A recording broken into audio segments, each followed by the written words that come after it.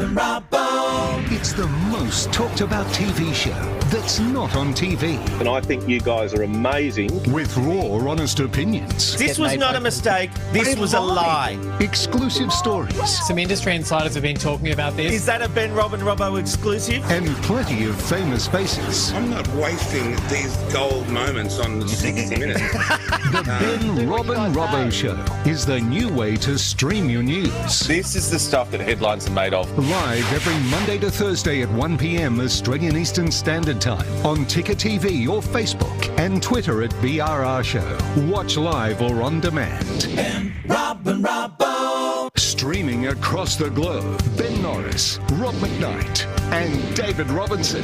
Ben, Rob and Robbo. News, entertainment, it's the Ben, Rob and Robbo. Ben, Rob and Robbo Show. Ben, Rob and Robbo Show. Welcome to the Ben, Rob and Robbo Show. Here's Rob McKnight. Hello there, my little lovelies. Welcome to the Ben, Rob and Robbo Show. David Robinson and Benjamin Norris are with us. Hello, boys. Robbo, are you having a fabulous day? Oh, so fabulous. Up here, it's like I'm in a greenhouse. It's muggy as all hell, and I'm loving it because I love to sweat. If anyone knows me, I'm a bit of a sweater, and I am sweating up big time now. No one wants to see what my chair looks like right now. Oh, she's warm. Well, you've painted a very lovely picture. I'm so glad I came to you first. Benjamin, you must be feeling it. Freedom! We're going to get to that in a moment, but are you a happy laddie? I'm so happy. Sorry, that laugh was not nice. I am a happy laddie. Excellent. like Is that the closest way to you calling me a lady? Is that a lad and you're a a lady happy put laddie. together? You know, I don't know what okay. accent that was. But hey, some very big news for us because I need everyone to pay attention right now because there's some big changes coming to the Ben, Rob and Robbo Show this week. In fact, it all begins on Saturday with a special Halloween edition. Yes, 9 o'clock on Saturday, we will be doing a Halloween special via our Facebook page at facebook.com/BRR Show. It'll be about 30, 40 minutes, or if Robbo and Ben have a few drinks, a couple of hours. Tuesday, we have no show, and that's because of the Melbourne Cup public holiday. And then on Wednesday, so that's 1 week from tomorrow, we will be covering the US presidential election in conjunction with Ticker TV. The Ben, Rob and Robbo Show coverage starts from 9:30 and we'll be tic-tacking with Ticker TV. We will have Joe Hildebrand. We will have Angeli Rao and lots of special guests. I believe Bruno is going to be doing something very special for our Election Day coverage and many other surprises as well. So a big week of programming. Set your timers, set your reminders, because we will be coming to you on Saturday at the special time of 9 o'clock Australian Eastern Daylight Time. Make sure you don't miss it because I believe the costumes are going to be great. I have not planned anything. We only decided this yesterday, so it's going to be fabulous. I'm so excited for this. This is going to be great. Are you not already in your Halloween costume?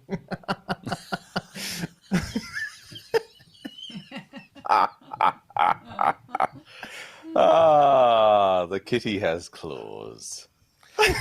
Oh, this means there's going to be a long production meeting after the show now. All right, let's get into today's stories because it's the good news that we all needed to hear. After months of harsh lockdowns, Melbourne and Victoria are preparing to once again open the doors.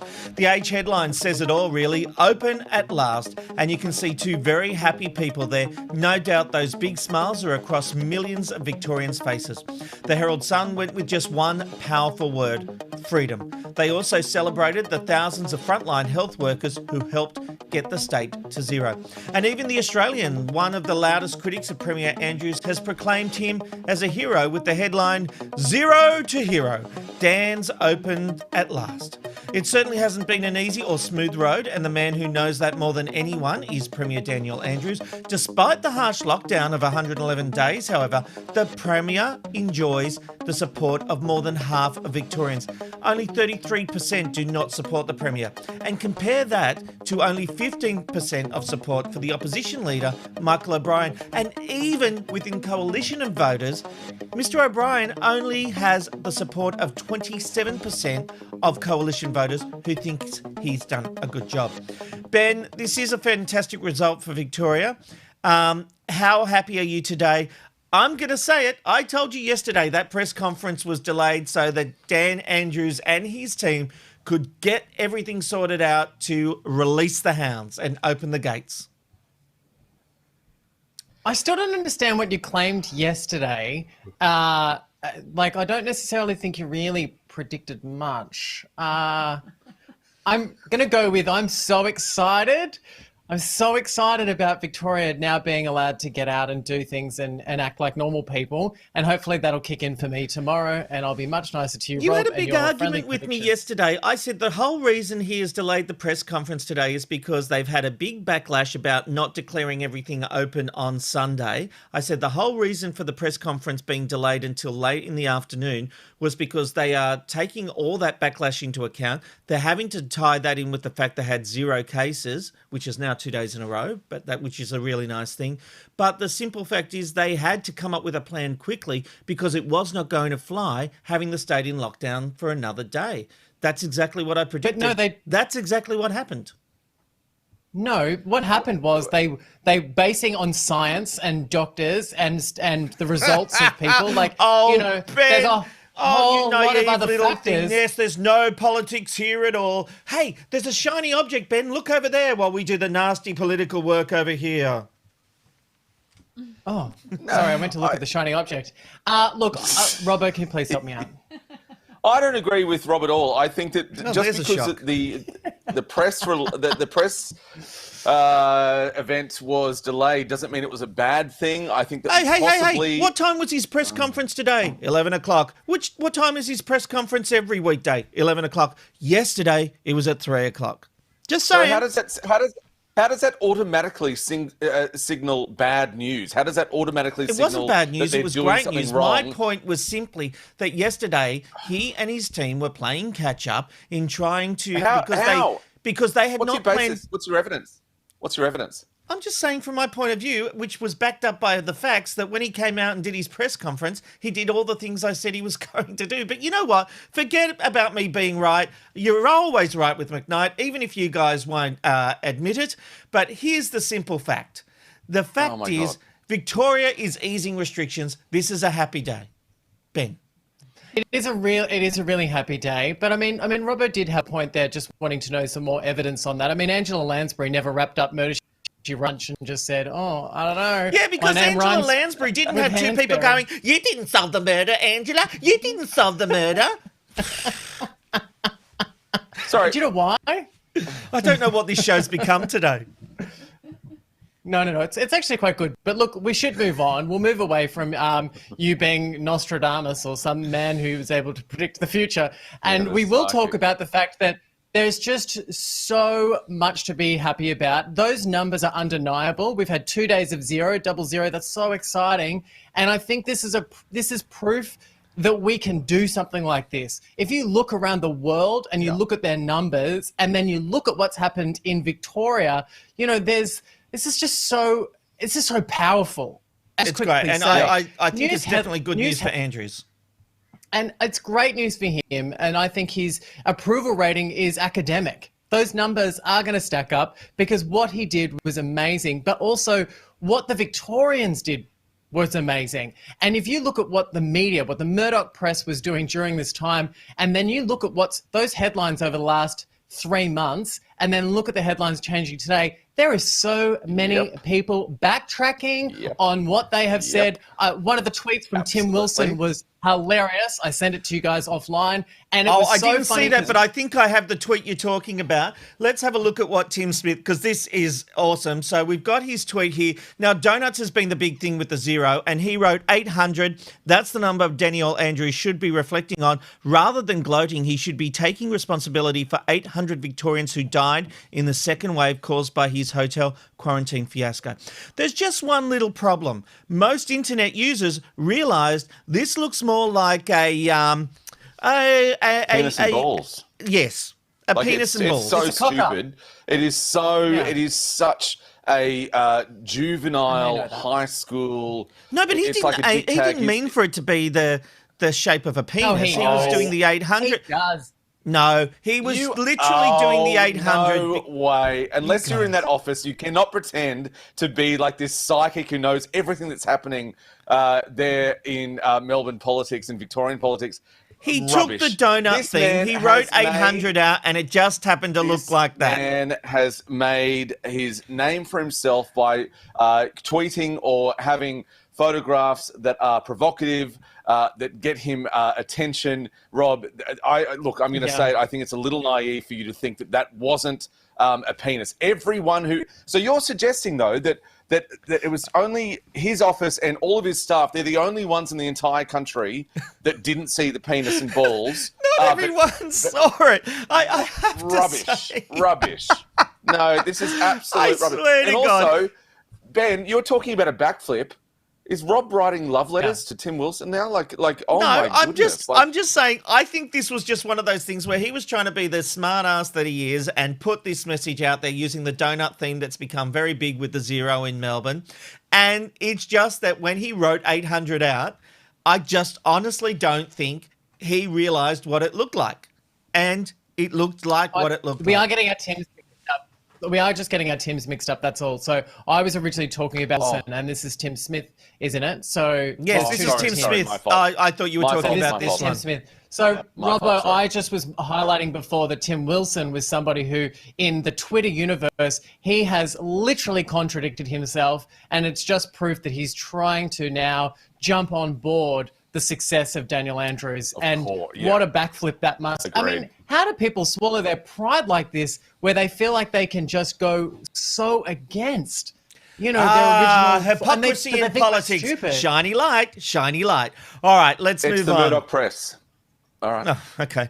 Well, it appears that revenge porn is on the rise in Victoria. However, jail time for the offence is not. A new report released by the Sentencing Advisory Panel shows the majority of those convicted for the crime don't do any time. Most offenders who are incarcerated are also serving time for other offences as well. Robbo, there's no denying revenge. This kind of revenge is terrible. But does some of the responsibility lie with the victim? Do we have to protect ourselves and not send these pictures? Look, very important. Let's just say it from the outset. It is abhorrent. It is awful. If you're the kind of person that would release those very private videos or pictures from, an ex-loved one, you are just gutter trash. There's no denying that. However, 100%. Yeah, but I'm a really big believer is there's a responsibility. Everyone has a duty of care to themselves. I think it's very important to do that. I have certainly been on the receiving end of sending some, not great photos and having been discovered, and it's really embarrassing. But that's my responsibility, though. So that's very important. I don't think it's that easy. Thing. When you're in a relationship and you decide to send these photos. No, sorry, if I can just finish my point. My point is saying is that, yes, you're doing this in a relationship. They don't really last. Not all of them last. I just think that there needs to be a duty of care to yourself. I failed that duty of care to myself, and I, was subjected to the embarrassment of what happened with that. And I've got to take full responsibility. Unless the photos are taken without your consent, then some of the responsibility must land on the victim. But the people who do it are awful, abhorrent, arsehole people that don't deserve the time of day. But there is definitely, if you're taking that photo, if you're face in it, then yeah, there is something there that you've got to answer to. Don't you think these people who distribute this material should be held accountable? You give permission for them to see it. You don't give permission for everyone to see it. Rob, I just said that. I don't know what you're trying to get out of me. I just said that those people who do things are absolutely awful, but there is still a responsibility on you to keep those Sorry, photos. Robbo, I don't know what I've done here. I'm having a discussion with you. Ben, you better just have this discussion because I'm pissing Robbo off and I genuinely don't know what I'm doing here. Take me out of it. Oh, my God. Have a dummy. What the hell are you doing? We're having a discussion, aren't we? Okay. No, okay. Robbo, every time I've tried to have a discussion, you've had a go at me for having a discussion. Honestly. No. But it's fine. The first time I'm hopping out. While I was still giving you my opinion. I had not even got halfway through my response to you, and you're already attacking what I'd only just said and I hadn't got to my point. So, yeah, it's okay to do that. I think, though, that, look, I think sometimes with this show, because we are stacking up opinions, when I know it's happened to me a number of times, when you get to 1, 2, 3 stories and you feel like you're the third person out, then sometimes it can be really frustrating. And I understand that, Rob, I can see your frustration with this, but Robbo was only halfway through his point and he was making a good point. But I think if we can just evolve to the next stage of this topic, and that is the duty of care that is on the people that then share these images, I guess a lot of us should see photos of people that we know straight away. We can see it, we look at it, we go, that's not okay that that's online. And I think we should do that. We should have the duty of care of not sharing people's photos if they are explicit. I think, I remember a friend of mine went through a really horrific situation where an email was shared, and that email being shared, put her in a bad light. And, she was really worried about it. But the response was that people did it. People just deleted it. They had it, they didn't share it, they didn't take it on board. And I think when you are sharing information that is for the primary reason of embarrassment, then yes, the person shouldn't have originally taken the photo. Yes, other people don't share it. If I agree with that. Sense. No, you absolutely are. And this is the important thing. I was at a workplace where this was openly shared, where this was openly laughed at, and it wasn't fair, it wasn't right, but I had to take responsibility for the fact that I did take that photo and I did distribute that photo. It doesn't take away from the fact of how awful it feels. I'll reiterate my point. That is, the people who share these, the people who laugh at these, the people who bring these up, especially in a workplace situation, are also pieces of trash because it's just not fair. But I made the decision to take the photograph. I made the decision to send out the photograph, and I have to live with those consequences. But it is very in-depth. There are lots of layers to it, but that is important to know. All right. Well, a TikTok model has sneakily filmed men checking out her backside as she wanders through everyday settings, bars, supermarkets and car parks. She recorded their reactions and posted this compilation to her 4 million Instagram followers. How many stairs my booty gets. I'm gonna put the camera right here. Oh. Damn, what a big ass. Yo, mama, can a brother holler at you? Holler, holler, holler. Holler! Look at this. Somebody come look at this. Look at this. Somebody come and look at this. Damn! Oh my God! Wow! Okay, I'm going to say it. I think this woman is full of crap. I think you've got a big backside. You're using it. You've made, if I'm not particularly attracted to big backsides, but if I saw this woman walking down the street with 2 thunder bums going beside herself, it's like seeing Kim Kardashian going down the side. I'm going to have a look. It's like people who write something across their chest and then say, why are you looking at me? Or have I got this one wrong, Robbo? Oh, Rob, go and have a dummy, have a little bottle. Like, are you serious? You're still having I asked you a question. We're having a discussion. No, but stop it, Rob. You asked me a question with, am I wrong with this one too, Robert? Like, come on now. We're debating. If you want to keep it going, then all power to you. Look, weirdly, I agree with you, Rob. And that is that she's wanting attention. There was one time where I went on a train in Brisbane. This woman had like this word across her boobs. I kind of leant over and read the words, and she was like, ugh. And I'm like, I'm not interested in bags. They're dirty pillows. I'm not interested in them. So if you're wanting attention, if you're asking for it, then I don't think she's got anything to worry about. Also, I don't think she was making a big deal of it. She was just showcasing what happens. She wasn't going down this route of, oh, how dare men look at me. But hopefully that was okay for you there, Rob. Ben? I think that there's 2 things going on here, and you spoke to me. We'll talk about what he said. Oh, sorry. We'll talk about the topic, and I think that 2 things are going on here with this lady, and that is that she is trying to prove a point, and that is that men do ogle women, and I think that is still something that's fairly accurate, and it can be quite disgusting.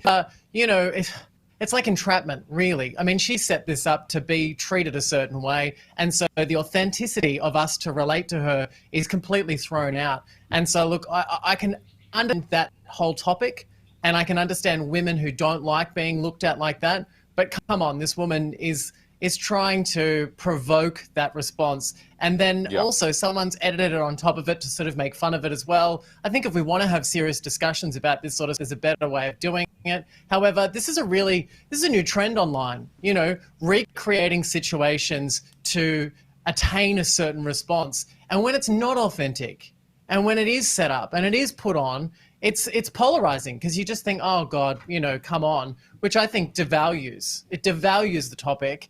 And that is that, you know, being a gay man, I have more female friends than male friends. And certainly being out and about at bars and socializing, you know, I've seen some pretty horrific things in my time from men's behavior. So, you know, it's hard. It's a hard one. Yeah, but, you know, let me ask you a question, Ben. If a woman runs down the street naked, are you not allowed to look?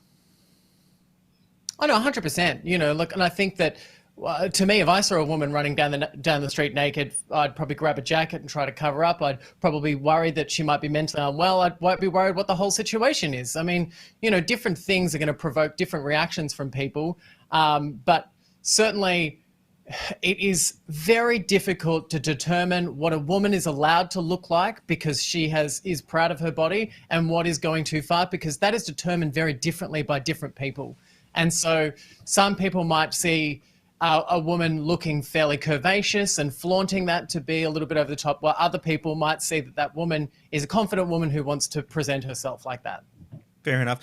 Now, look, something I want to address, because we are an authentic show. So obviously there's some tension going on here, which is really weird because there was no tension whatsoever before the show. We were singing, dancing, actually having a lot of fun. So I want to go back and explain what happened from my point of view. This is a discussion show. We interrupt each other all the time, and I was a bit shocked, and I just thought there was a real attitude, Robbo, when I dared to jump on something that you'd said to challenge it, and I was thrown by what I felt was belittling when I was trying to have a discussion, and then I got lectured about having a discussion. Well, yeah, Rob, and I kind of don't back away from that, because you've also done the same thing to both Ben and I. So there's definitely there can't be one rule for you and one rule for the rest of the panel. You know, we've definitely jumped on each other. You know, I challenged you because you would come in halfway through my point. We've had this issue before where you asked Ben or I a question where four words into a sentence before we're then challenged again, before we've even got our opinion out there. That's all I'm saying. That's all I was saying, especially with that topic regarding revenge porn. I just think that's important to say. The other thing is then that you continue the argument on air. So then the next segment we go to, the next topic, you then have a dig in that question. I respond to that dig, and then you get more upset. So you can't have it both ways, I guess. Yes, it is very much an opinion-based program. We all love each other off air. We all love each other on air. That's very important. But I just think there needs to be, you know, the same rules for everyone. And you really don't think there are the same rules for everyone? I just said that, I Rob. think that we See, there you go again. I'm asking a follow-up question, and you're belittling me by saying, well, I just said that, Robert. Well, I just answered the question. I literally just spoke for 30 seconds. This is a weird thing, Rob, because this has happened before to both Ben and I, and I'm just calling you out on it. I hadn't finished my point. I wanted to finish my point, and then it was okay for you to come in. But you can't ask us a question and then not allow us to answer that question and give our feedback. I would say it's all based on your rules. I'm sorry. I would say it's all based on your rules, though. I think you both need to watch this back. I think it's now turned into something that it doesn't need to turn into. I'm looking for Andy Cohen because I feel like I'm on the Real Housewives reunion. I think we're about to throw glasses of water in each of the faces. It seems like it's gone a little bit too. As I said, we're all. Well, Ben, I just said we're authentic, and you know, why pretend something isn't going on when something is going on? I'm happy to have the conversation on air. If the viewers don't like it, then I'll happily move on. But, you know, all I will say... Sorry, nothing's going on. We disagreed on a topic. We got argy-bargy. That's what we do on this show. That's why people watch this show. That's why there are no shows really like this on television. And that's what that was. I'm just surprised that it's now gone over two more topics when it's happened many times before. We've disagreed. We love each other. I love you. You love me. I love Ben. Ben loves us. You know, I don't understand why it's continued on this specific day after 110 episodes. I respect your opinion. I just want to get my opinion out when you ask me for mine. That's all I'm saying. I mean, I had left it after that topic. It was gone for me. It was done. We disagreed. All right, I'm not We had allowed a to little talk about it. I've argy-bargy. got Amanda and Abby both saying I have to move on, so let's move on. And the war wages on between McDonald's and Burger King with the ongoing court battle of the Big Mac and Big Jack. Burger King have released yet another ad targeting their competitors. Take a look. First they sued Hungry Jack's, now they want to ban our ad telling you the Big Jack has 25% more Aussie beef than theirs. But we know when you tell an Aussie it's big, it better be big. The Big Jack and the Mega Jack, only at Hungry Jack's. What do we think about this, Ben? Is it, I've always thought Burger King is a cheap rip-off of Macca's. Is this nasty advertising or does it work to their fan base? Well, it's kind of like, it's someone setting the tone for this type of behaviour. I mean, we were talking about politicians throwing shade at one another. I think as long as it's in good faith and it's in good fun and it's not malicious, then I think it's just good banter between the two very highly successful fast food chains. And I just think, I just saw this and thought it was quite hilarious, to be honest with you. I mean, at the end of the day, the two people make hamburgers, and guess what goes in a hamburger? A meat, a patty, some cheese, some lettuce. Oh, look, I agree with you, Ben. What's going on? Yeah, I totally agree with you. I like this because it feels like, Ronald McDonald is the uptight one here going, and Hungry Jack's is just the cool cucumbers like, yeah, we're making fun of it. Who cares? We're having a good time. Can't you do that when you're stealing someone's intellectual property? Well, they're not stealing your intellectual property because at the end of the day, it's couple of patties in a burger bun. Like, I don't understand. Mate, it. Like, McDonald's releases the Angus burger. Hungry Jack's copies weeks later. McDonald's release A. Hungry Jack's release B. McDonald's introduce breakfast hotcakes. Hungry Jack's do the same. It is nothing but a leech on the ideas and the innovation of McDonald's. I don't mean to laugh, but can I just quickly say something? And that is that, are you a spokesperson for McDonald's and do you get free cheeseburgers? Because I get nothing free from McDonald's. I pay for all my hamburgers, but that's how I feel. I've always felt that way. Yeah, well, I would say that, to be honest with you, I don't really mind. When I go to order my burgers, I go to Ben, what's that flavour? What do you want to... Do you want to have the burger that tastes like it's more like from a fish and chip shop like Hungry Jack's? Or do you want to have that McDonald's burger where the cheese seems... Did you just snort? Yeah, I did. I don't know how that happened. But I'm agreeing with you because I was like, yeah, sorry, Ben, sorry. I didn't mean to interrupt. Sorry. Anyway, I'll go back to my tasting thing. And then Ben and I are like this. And we're like, yum, yum, yum, yum. And then we're like, oh, this is so cool. And then we just go to whichever burger place we want to. Like, I don't have one more thought about one being better than another. Yeah. They both do something very different, except they sell hamburgers. And if they want to do advertising like this, it's playing into the mindset of the consumer that's probably going to be leaning more one way than the other.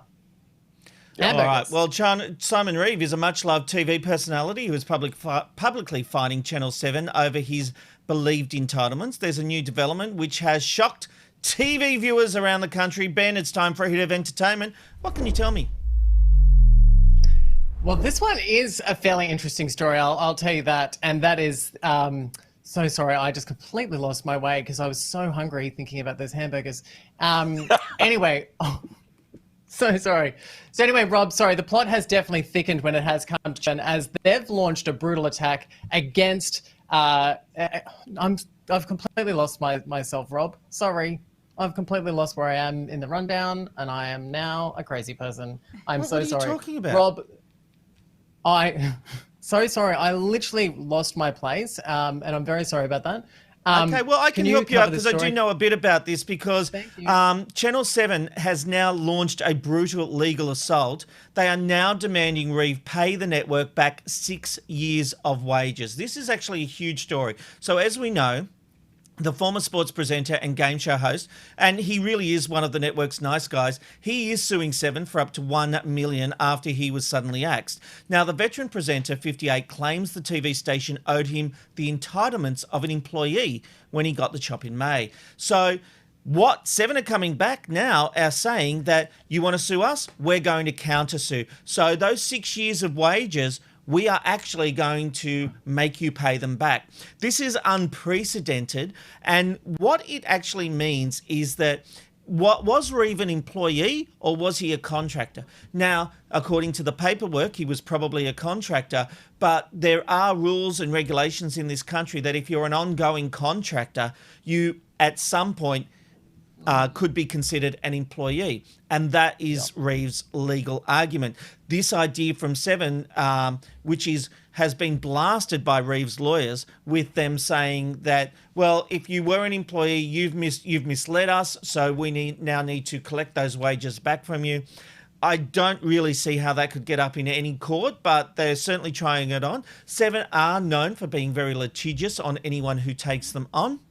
I have heard stories about lots of letters just being sent to force the lawyers of anyone taking them on having to answer those and pay money to answer those. So this is part of a bigger missive against Reeve for taking them on. And what we're going to see here is this is playing out very publicly. There are a lot of leaks. And so it's not only the legal battle, it is the PR battle. Ben, this is really fascinating stuff to me. Yeah, I think it is interesting. I think what's actually happening here with this situation is I think Channel 7's coming back with a ridiculous statement against his ridiculous statement. So I think, we're all entitled to our entitlements and he should fairly go after those entitlements. It is believed from reading some of the comments, don't read the comment section, especially on things like Daily Mail, but, it is believed that, both parties are going for a much higher number. And I think that's just tactics to try and get to a halfway point. And I think once he claimed that his entitlements were as high as they were, they've just gone in the other direction. And I think that the way that this is going to play out, not knowing the legal system, is that they're probably going to find themselves in the middle ground. Don't you think that's the tactic? Yeah, well, I think it's very interesting, Robbo, that this is big money and things are going to get nasty. Well, they already are getting nasty. Yeah, it is really upsetting though, isn't it? Because, wouldn't it be good publicity for Seven to just, pay out Mr. Nice Guy? Whenever you read an article about this, Simon Reeve, who I absolutely adore, I know him, he is the sweetest, loveliest man. Wouldn't it just be good PR for Seven to just go, okay, fine, let's just get rid of this. He's not asking for the world. He's not even asking for half the world. He's just asking for what I believe, he's entitled to. This is a bad PR move for Seven, and this is just kind of arrogant, really, to think that they should do this, especially when you're dealing with the PR power of Simon Reeve. Absolutely. All right, Robbo, it's over to you to see what happened on this day in history. Well, Robert, thank you very much, and I think I speak for all of us. We hope that October 27th, 2020 will not be a day that we remember, certainly on this show, but plenty has happened in the past. We're talking about women now. That's on this day in 1917, 20,000 women in the streets of New York fighting for their right to vote. And it proved effective, with the right handed down to them only a few weeks later. It wasn't, though, unfortunately, for another 3 years before the 19th Amendment was passed nationwide. On this day in 1982, China announced that their population had reached over 1 billion people, and that number has kept rising. The population now is around 1.4 billion, making it the world's most populous country. And finally, on this day in 1988, that little alien we all loved, E.T., finally came into our homes. Oh, so the good. film was released, a home video with 14 million copies pre-sold. And boys, did you know the little fella doesn't actually say, E.T. phone home? The line is actually this.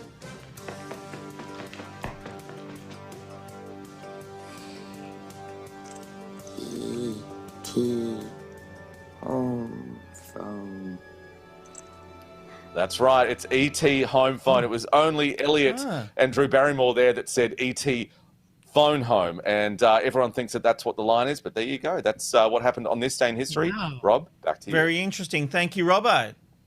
Well, the wet season we're experiencing here on the east coast of Australia is likely to bring out some of our creepy crawlies, in particular the Funnelweb spider. It's a creature that strikes fear into the hearts of all Australians, but the Reptile Park is doing their bit to help keep us safe. Here to tell us more is a favourite of ours, Keeper Dan. Welcome back to the Ben, Rob and Robbo Show, Dan. Good to see you all, guys. Thanks for having me on.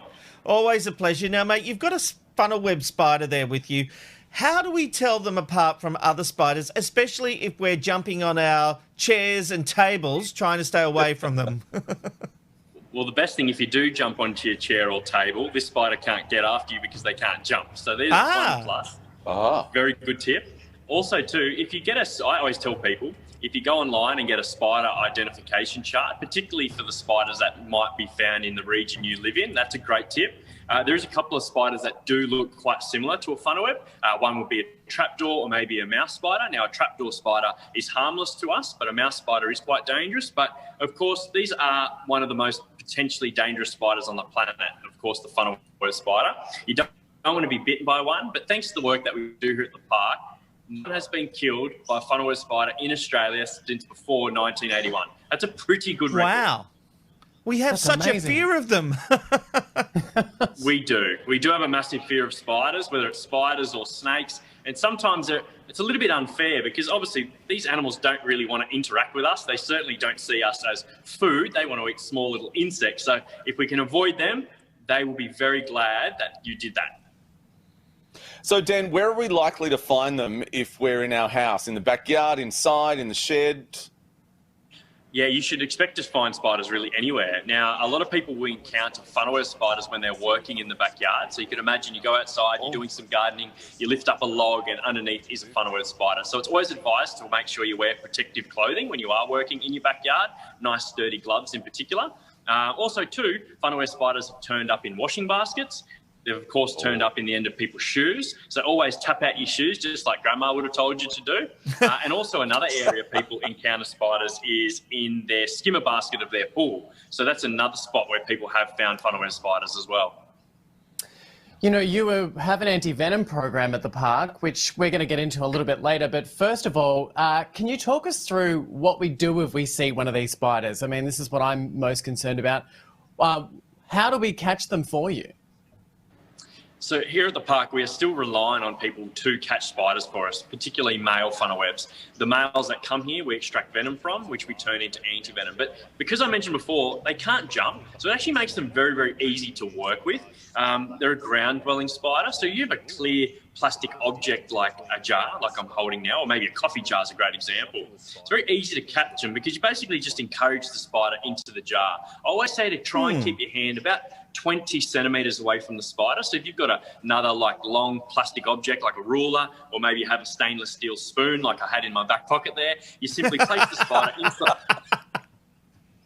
You simply place the spider in the jar, put the lid on, drop it off at one of the drop-off centres from Newcastle right down to south of Sydney, or here at the reptile park. Once they arrive here, we start extracting venom from them, and then we save lives. So that's pretty cool. Now, I know not everyone carries a spoon in their back pocket, but I'm sure you could find something in your house that will play a similar role.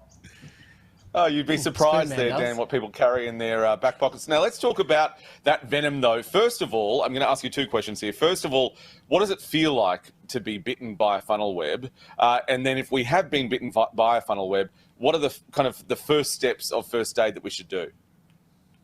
It's going to be quite painful. Funnelwebs have really, really large fangs, so there's not really a chance of you not noticing the bite, which is actually a good thing because it means you can act quite quickly. And the best thing about funnelwebs and understanding how to treat funnelweb spider bite is all you have to remember is how to treat a snake bite, because it's exactly the same. So the most important thing, you've been bitten, you've got to keep that limb nice and still. You're then going to wrap up that bite with a bandage. So I've actually got a bandage hand in my pocket again, pulling lots of things out of my pocket today. So How many pockets have you got there?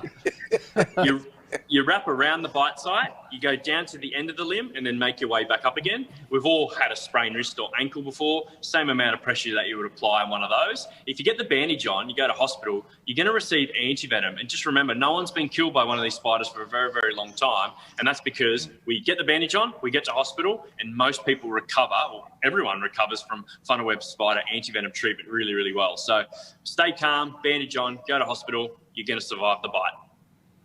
Now, apparently you can milk spiders at the reptile park, which is disgusting. And last time, we spoke to you, you milked a snake for us, which is also disgusting. Is there any animal that can't be milked? I think it's when people say milking snakes or milking spiders, it puts this really weird image in their head. And it's a really simple process. When you encourage the spider to rear up onto its back legs, we might use a set of forceps to encourage the spider to bite. It'll start excreting venom from its fangs, and then we use a little pipette, a little vacuum system, and we simply suck off the venom at a safe distance. Now, with the snakes, it's still the old school. Grab the snake, get it to bite a vial. Spiders, completely hands-off process. We let the vacuum do all the work, and we keep it a nice, safe distance. Now, the amount of venom is minuscule in comparison to what we get from a snake, so we have to continually be milking males, and that's the hardest thing, is trying to keep up our population of male funnelwebs. So we need about 100 every single week to get enough raw venom to be turned into anti-venom. Now, for an example, about 3 years ago, a young boy was bitten in Sydney. He needed 12 vials of anti-venom. It's the record amount that anyone has ever received in terms of treatment. But if it wasn't for those 12 vials, there's no doubt in my mind that young boy would have died. So amazing work. But heaps of work goes into that production line. Well, Dan, we love what you do at the Reptile Park. Thank you, as always, for your guidance and keeping us safe. And thanks for being on the Ben, Rob and Robbo show again.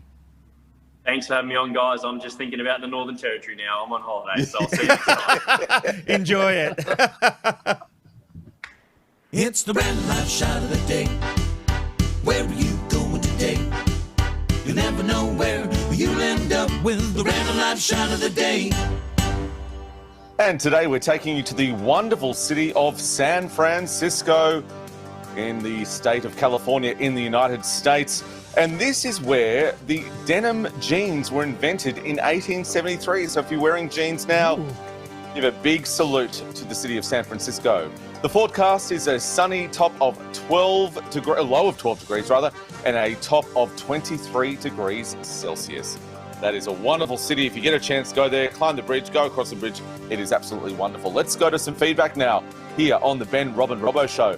And Nicole says, Rob, if you just listen and not interrupt, you may have heard all of what Robbo was saying. That's awkward, Nicole, for me to read, but I appreciate that. Regina says, I love your honesty, boys. Love heart emoji, bless you. Rob, let it all go. I think we need to kind of focus there on Princess Elsa. Janelle says, well said, Robbo. I don't like being spoken over as well. Makes me feel my point is not important. Talk about it after the show. Bring Joe. Joe Hildebrand, that's right. Our favourite friend is coming up. Stay with us for that. Philip says, so glad we are not in the room. It's awkward enough to watch on TV. Smiley face.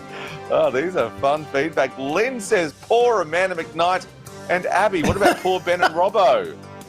I think you missed a few names off there, but that's all right. We'd love him anyway. Jamie says, the fries are definitely better at HJ's. The burgers are better at HJ's as well. Flame grilled, forget about it. I like KFC fries dripped in mash and... Oh, my God, Mary. You are speaking poetry to me. KFC fries dipped in mash and gravy. Forget about it. That's all we've got time for feedback. Oh, Penny, no, rather. Wow, Channel 7 are mean, Penny. They certainly are. If you want to leave us some feedback, head to the BRR Show on Twitter, Facebook, on Instagram. That's at BRR Show. Robert McKnight, back to you, lover boy. Thank you, Joe. Thank you, Robbo. Well, it's time to talk politics. This week we're joined by the one and only Joe Hildebrand. Joe, welcome to the Ben, Rob and Robbo Show. Woo! It's so good to be here. Oh my God, I've got this strange sense of deja vu. I can't quite put my finger on it. Yeah, what would that be? Well, actually, Joe, I've got to say, I've poured goo over your head. I've made you get a prostate exam live on air, and I've even made you do a live nudie run in front of Ida Buttrose. How the hell are we still friends? Mostly the prostate exam actually turned out to be.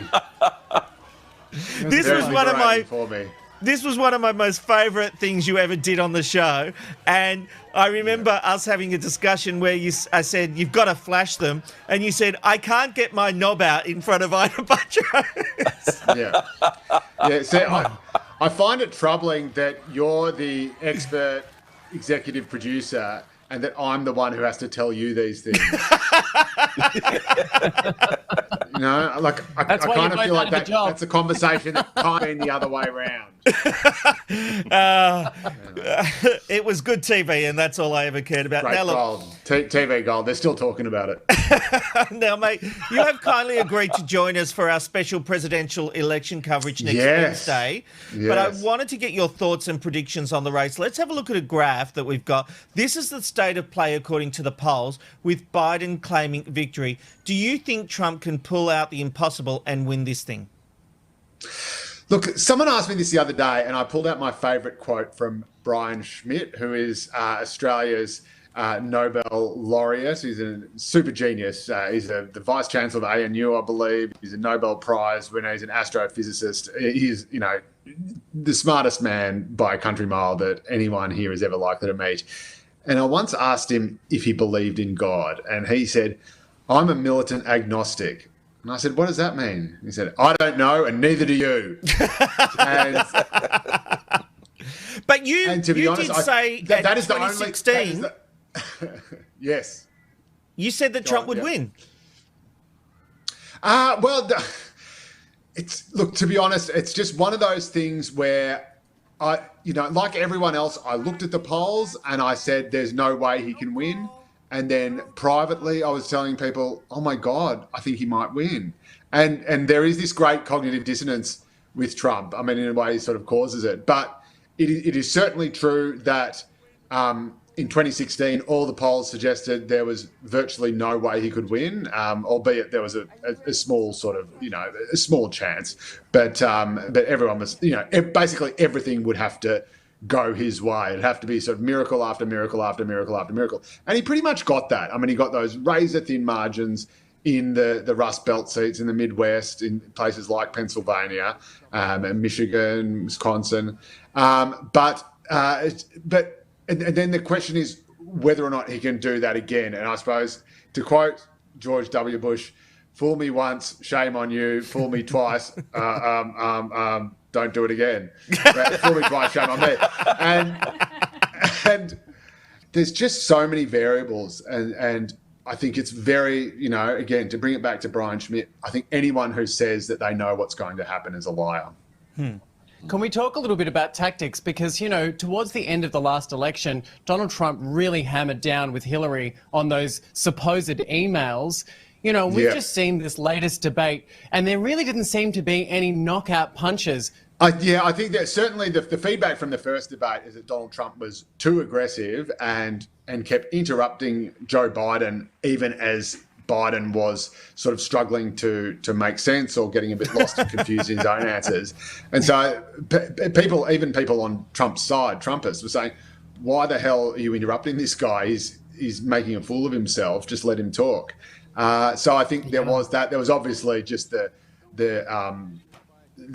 dismay from both sides about just how combative it was and how rude it was. And Biden was sort of goaded into being a bit rude himself, which doesn't suit him at all, although it's fair to say he was pretty highly provoked. So, Joe, one thing that the Trump camp loves, and that is a Joe Biden gaffe. He did another one overnight. Let's have a look. The character of the country, in my view, is literally on the ballot. What kind of country we're going to be? 4 more years of George, he's going to find ourselves in a position where if Trump gets elected, we're going to be in a different world. Yeah. Oh, he's so cute. Does this hurt Joe Biden? Well, he is, and you saw his wife there kind of go. You could see just there was a shake of the eyes, very minimal, but yeah, I saw that. Yeah, look, I think it's almost definitely fair to say that there's been some kind of, or it certainly seems there's been some kind of cognitive decline if you compare the Biden of today to the Biden of even just a year ago, where he's a far more formidable orator and far better at punching his points through. But I'm not sure how much it really hurts him. I mean, Biden's whole image is the kindly, lovable grandpa who will just sort of put his arm around America and make it all better and, put a Band-Aid on its skin knee and get back up again, and we'll pretend this never happened. So he's not sort of a smug or pugnacious kind of candidate. So sure, but would they have been better of going with Harris, or is Biden their best chance at winning? Just quickly, Joe. 1,000% Biden is their best chance of winning. If they went with Harris, I think they'd almost definitely lose. Perhaps not the popular vote, but I cannot see how she would resonate in those Rust Belt seats in the Midwest. I cannot see that at all. Okay. Well, look, Joe is joining us for special coverage of the US presidential election results next Wednesday from 9:30 a.m. on Ticker TV. Joe, it's so fab to see you again. Thanks for this. So good to see you all again. Love you guys. Take care. Thank you, Joe. God, I love that man. All right, Borat has caused a lot of controversy over the last week, and quite frankly, since Sacha Baron Cohen created the character, what hot water has he found himself in now, Ben? Well, that lawsuit that was filed in regards to the estate of Judith Dim Evans is a Holocaust survivor, and that was depicted in the new satire film Borat, subsequent movie film. But this has been dismissed by the Fulton County, Georgia judge. The suit claims that Evans participated not knowing she was in a satire. One of the suit claims that she was being mocked. And, you know, look, at the end of the day, mocking the Holocaust and Jewish culture is pretty bad. But look, at the end of the day, the conversation I think that this has stirred up with a lot of people is the nature of this style of mockumentary, documentary, however you want to call it. You know, Rob, I think it's a good question to ask you. Do you think, I mean, it kind of gives away the gag, but do you think people should be asked to participate in something when the information being provided in front of them is not accurate? No, that's what this whole thing is about. And as you said, the lawsuit was thrown out. This woman was amazing in this film. I watched Borat over the weekend. It's enjoyable. Yes, I'm sort of on the fence when it comes to Borat, but this woman was lovely. And the way she took him in, wanted to hear his story and help him through and then tell her story.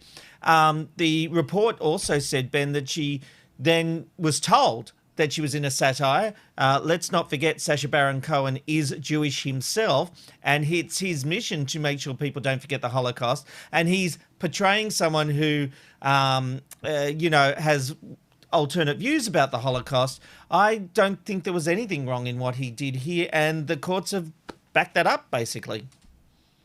I think they have backed that up, and that is kind of fair game. But I think, you know, at the end of the day, when you're setting someone up like this, and I guess that is the ultimate joke these days, is getting the serious content to a level of it almost being uncomfortable. And, you know, I'm with you on the fact that I didn't think Borat was going to be funny, and I thought he didn't have a place, especially with cancel culture in 2020. But the film is actually quite hilarious. And, you know, a lot of people in America are actually realizing that he's bringing up some issues that need to be discussed within the country. And is it bad that he's really bringing up serious topics in the art of comedy? Robbo, do you think that Borat has a place in 2020?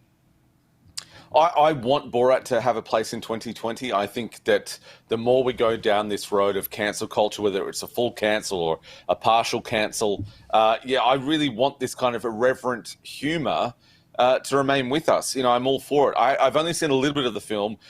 Rob, you said you found it enjoyable. I only got through probably about 10 minutes, and then I thought, I'll just take a break. I'll get back to it. Were you able to enjoy it and go along with it for the whole time? As I said, I'm on the fence when it comes to Borat. I was not one of these fanatics when the first movie came out, but look, I appreciated a lot of what was in there, and it tells an interesting story in some ways, and what it shows about America is also quite interesting. It was enjoyable. It's not must-watch for me. Yeah, it should have been shorter, don't you think, Rob? Yes. And that's always the thing with Sacha Baron Cohen's comedy, is that he's kind of shining a light on just all of these ridiculous kind of things that are happening. But yeah, I'm certainly going to finish watching that now. Ben, it's hard enough to be a famous child of, a child of a famous movie star. But what about being a famous nephew of the Meryl Streep? This is an outrageous story. I can't wait for you to tell me about it. Yeah, well, Meryl Streep's son is believed to be quite racist. The details that are coming out about the story is that he's 31 years of age, but he was filmed in the Hamptons during a road rage fight with a Hispanic student that left this Hispanic student, only 18 years of age, unconscious with some severe brain trauma. We've got the CTV footage that you can see right now. This is the altercation between the two of them.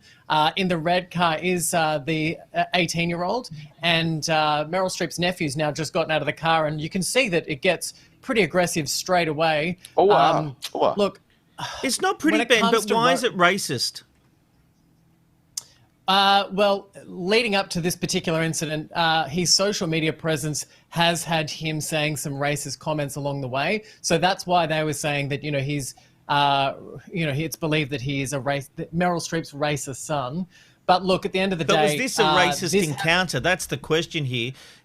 Perhaps he is racist, but, this looks like a Barney between two drivers. I don't know what led up to it, but unless he was calling out derogative names of a racist nature, couldn't you really call this a racist attack? Yeah, well, I think that... I don't actually have all the information about what the altercation was about. That part wasn't in the story originally. So okay. All I can say is though that it did go to the courts, and look, he has been charged with the second-degree assault.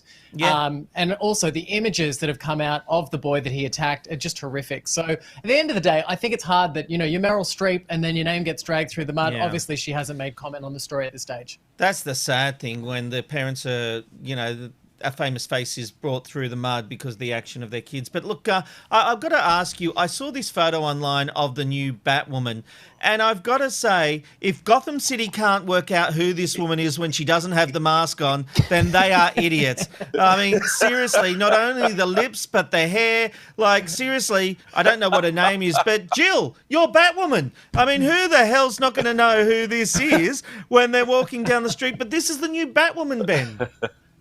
Yeah, 100%, Rob. You and I were discussing this morning, and that first thing you texted me when I offered this story was, come on, mate, as if the people in Gotham don't know who this Batwoman is. But look, these are the first photos that are coming out from the CW network. The first series was considered to be a flop. I don't know how the ratings came back. I mean, they've recast Batwoman, Ruby Rose, who we know is Australian. She's from Victoria. She basically bowed out from the role, and now we have a new actress in its place. But you know what? When it comes to big superhero movies, when they're coming out, we can't wait to see their costumes. And I just want to say, when you look back at superhero costumes over since the beginning of time, I just want to say my favorite of all time is Catwoman. I think the Catwoman costume from 1992 was amazing. Yeah, but the worst was Halle Berry. So you've got a photo of the two of them there. And I tell you what, she's not even trying. Category.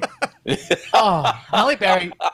She looked like we'd caught her accidentally buying, a coffee from the local coffee shop. Robbo, who is your favorite superhero costume? Who is it? 100%. It is Superman. If a man wears his underwear on the outside, he's got the vote for me. Superman all the way. Oh, so Jesus. Is that the photo you pulled up?